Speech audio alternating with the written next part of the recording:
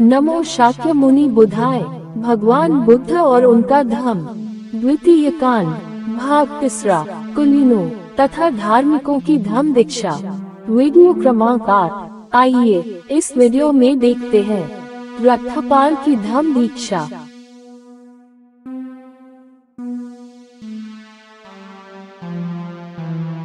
एक बार जब भिक्षु संघ सहित भगवान बुद्ध कुरु देश में चारिका कर रहे थे, तो वह कुरु जनपद के ही शूल्यकोटपीठ नाम के एक निगम में ठहरे। जब कुरु वासियों को इसका पता लगा, तो वे भगवान बुद्ध के दर्शनार्थ पहुँचे। जब वे आकर बैठ गए, तब तथागत ने उन्हें धम्म उपदेश दिया। उपदेश श्रवण कर चुकने पर शूल्यकोटपीठ के ब्राह्मण गृहस्थी उठे और श्रद्धा भक्ति पूर्वक नमस्कार कर चले गए। उन ब्राह्मण गृहपतियों के बीच रथपाल नाम का एक तरुण बैठा था, जो कि एक श्रेष्ठ कुलोत्पन्न था।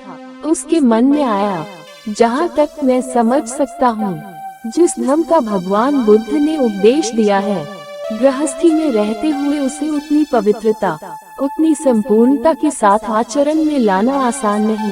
ये कैसा हो यदि मैं बाल दाढ़ी मुंडा काशाय वस्त्र धारण कर गृहस्थ न रह प्रव्रजित बन जाऊं घर बारी से बेघर बारी। जब ब्राह्मण गृहस्थी अभी बहुत दूर नहीं भी गए होंगे, रथपाल भगवान बुद्ध के पास आया और अभिवादन कर चुकने के अनंतर उसने अपना विचार तथागत की सेवा में निवेदन किया। उसने प्रार्थना की कि उसे प्रव्रज्या मिले और उपसंपदा मिले। तथागत ने पूछा, रथपाल, इसके लिए क्या तुम्हें अपने माता पिता की अनुज्ञा है?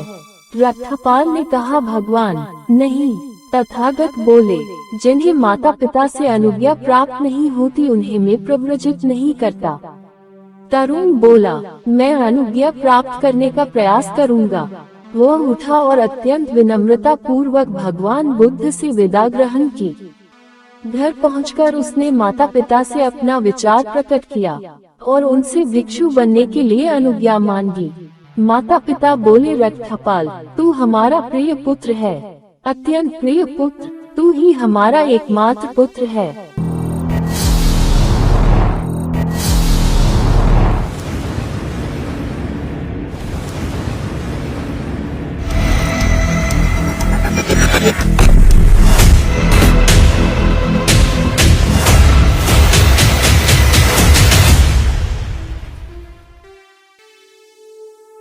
और उनसे भिक्षु बनने के लिए अनुज्ञा मांगी।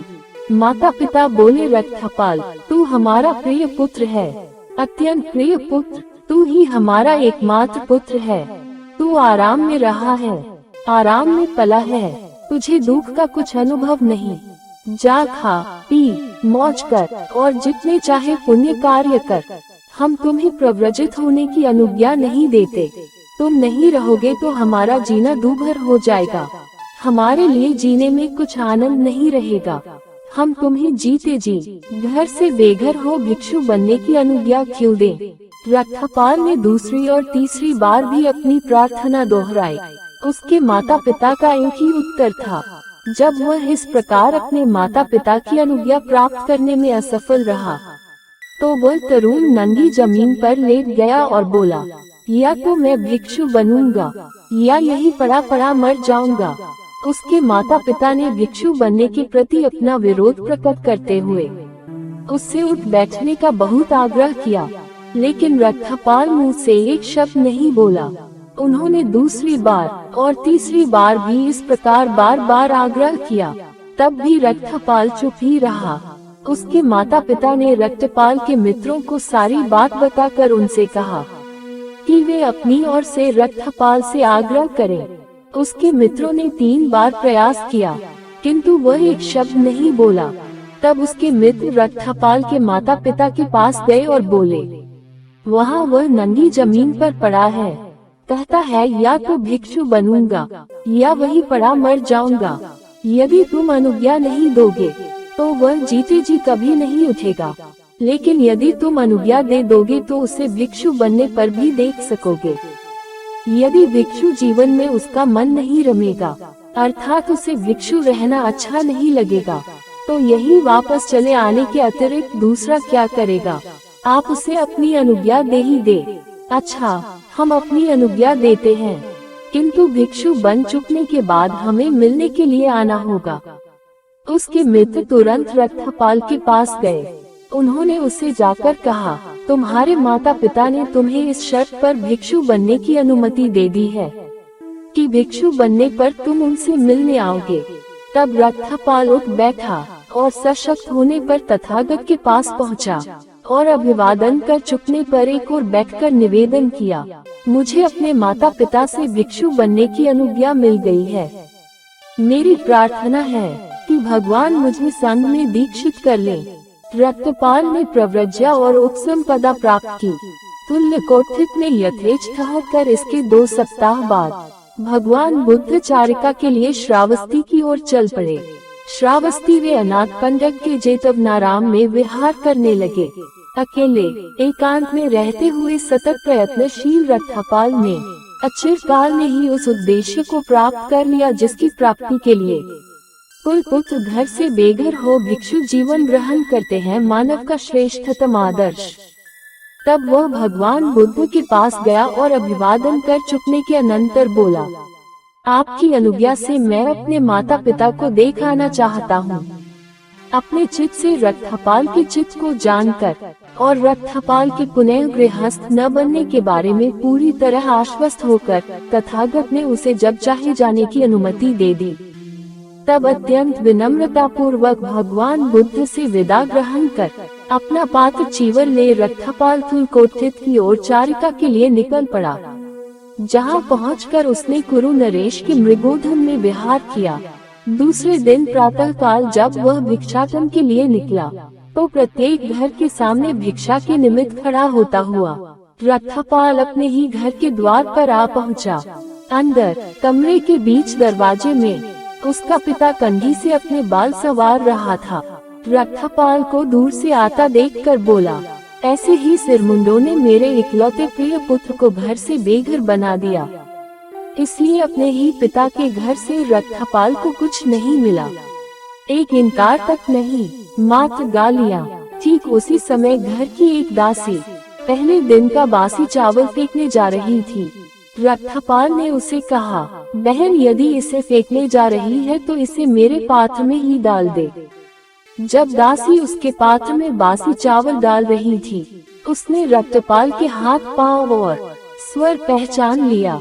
वो दौड़ी दौड़ी अपनी मालकिन के पास गई और बोली, मालकिन मालूम होता है कि छोटे मालिक वापस लौट आए हैं।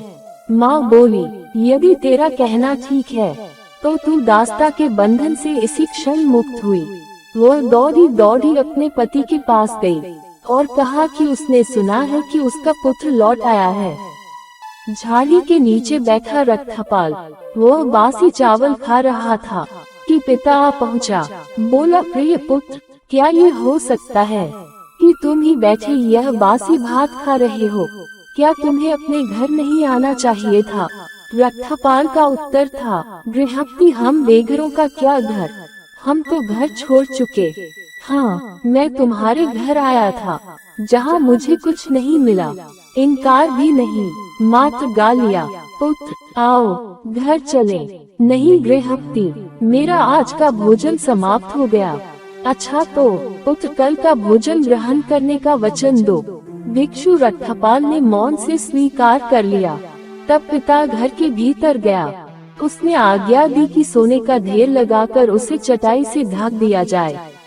उसके बाद उसने अपनी पुत्र वधू से, जो रथपाल की पूर्व भार्या थी, कहा कि वह अपने को अच्छे से अच्छे उस श्रृंगार से अलंकृत करे जिसमें अलंकृत देखकर उसका पति उससे प्रसन्न होता था। रात के बीतने पर घर में अच्छे से अच्छा भोजन तैयार कर रथपाल को तैयारी की सूचना दी गई। उस पूर्वाह्न में रथपाल उसने उचित ढंग से अपने कपड़े पहने और अपना बर्तन लिया और उसके लिए तैयार की गई सीट पर बैठ गया। तब उस सोने के ढेर पर से चटाई हटवाकर रथपाल के पिता ने कहा, ये तुम्हारा मात्र धन है, ये पितृ धन है, ये तुम्हारे दादा के समय से चला आया है। तुम्हारे पास भोगने के लिए बहुत है और पुण्य करने के लिए भी बहुत है।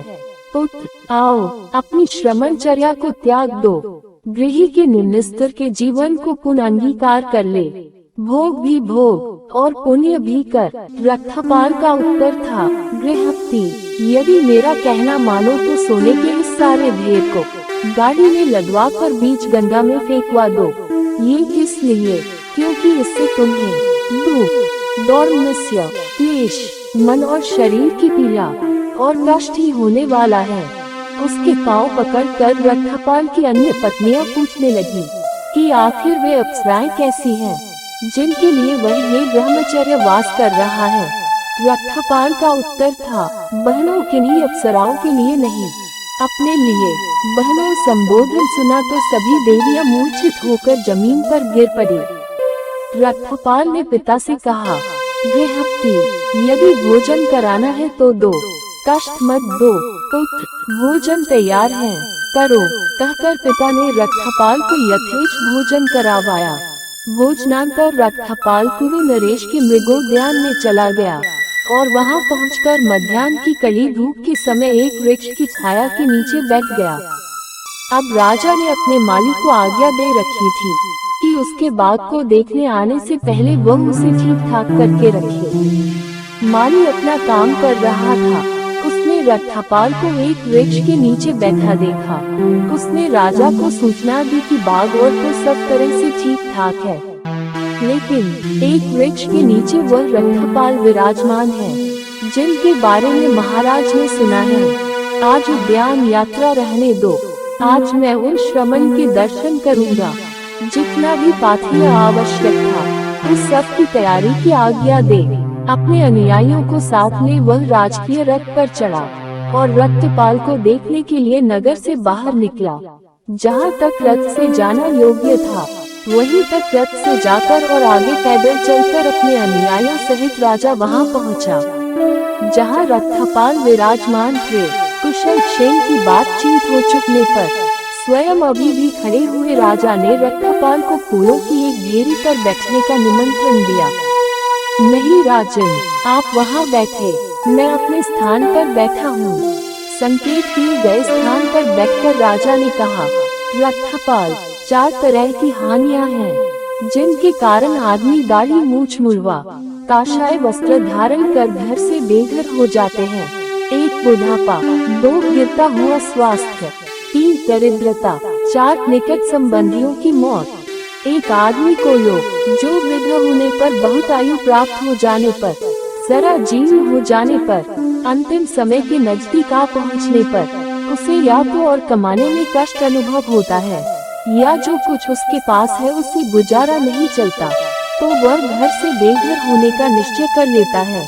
इसे बुढ़ापे से उत्पन्न होने वाली हानि कहते हैं। लेकिन तुम्हारी तो अभी चलती जवानी है, काले काले केश हैं जिन्हें सफेदी छू भी नहीं गई है। तुम्हें तो वार्धक्य से उत्पन्न होने वाली किसी हानि का खतरा नहीं। तुमने क्या जाना, देखा या सुना है कि तुम घर से बेघर हो गए, या एक आदमी को लो जो रोगग्रस्त है, जिसे बड़ा कष्ट है और जो बहुत बीमार है, उसे या तो और कमाने में कष्ट अनुभव होता है या जो कुछ उसके पास है उससे गुजारा नहीं चलता तो वह घर से बेघर होने का निश्चय कर लेता है। इसे गिरते हुए स्वास्थ्य से उत्पन्न होने वाली हानि कहते हैं। लेकिन तुम न तो बीमार ही हो और न तुम्हें कष्ट ही है। तुम्हारा हाजमा अच्छा है, तुम्हें गिरते हुए स्वास्थ्य से उत्पन्न होने वाली किसी हानि से कोई खतरा नहीं। तुमने क्या जाना, देखा या सुना है कि तुम घर से बेघर हो गए हो, या एक आदमी को जो बड़ा धनी रहा है, जिसके पास बड़ी संपत्ति रही है और धीरे धीरे उसका नाश हो गया है, या तो उसे और कमाने में कष्ट अनुभव होता है या जो कुछ उसके पास है उससे गुजारा नहीं चलता तो वह घर से बेघर होने का निश्चय कर लेता है। इसे दरिद्रता से उत्पन्न होने वाली हानि कहते हैं। लेकिन तुम तो न दरिद्र हो न संपत्ति शून्य हो, तुम्हें तो दरिद्रता से उत्पन्न होने वाली किसी हानि से कोई खतरा नहीं। तुमने क्या जाना, देखा या सुना कि तुम घर से बेघर हो गए हो, या एक आदमी को लोग जिसके सगे संबंधी जाते रहे हैं, जिसके रिश्तेदारों का मरण हो गया है, उसे या तो और कमाने में कष्ट होने लगता है, या जो कुछ उसके पास है उससे गुजारा नहीं चलता, तो वह घर से बेघर होने का निश्चय कर लेता है। इसे संबंधियों के मरण से उत्पन्न होने वाली हानि कहते हैं। लेकिन तुम्हारे तो मित्रों और सगे संबंधियों की कमी नहीं, तुम्हें तो सगे संबंधियों के मरण से उत्पन्न होने वाली किसी हानि से कोई खतरा नहीं। तुमने क्या जाना देखा या सुना कि तुम घर से बेघर हो गए? राजन, मैं घर से बेघर इसलिए हो गया कि मैंने 4 बातें जानी, देखी और जानने वाले तथा देखने वाले सम्यक संबुद्ध से सुनी। तत्संसार अनित्य है, निरंतर परिवर्तनशील है। तत्संसार का कोई मालिक व संरक्षक नहीं। गत हमारा कुछ भी नहीं, हमें सभी कुछ पीछे छोड़ जाना है। भक्त तृष्णा के वशीभूत होने से ही संसार दुखी है। यह अद्भुत है, यह अद्भुत है। राजा कह उठा, तथागत का कथन कितना सत्य है।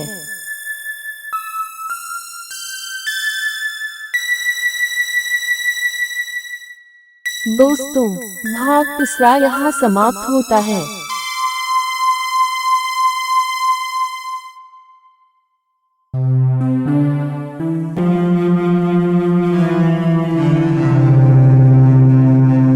दोस्तों, उम्मीद है कि हमारा ये छोटा सा प्रयास आपको पसंद आएगा, तो कृपया हमारे इस वीडियो को लाइक करें और अपने दोस्तों को शेयर करें।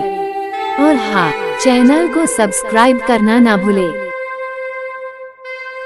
धन्यवाद।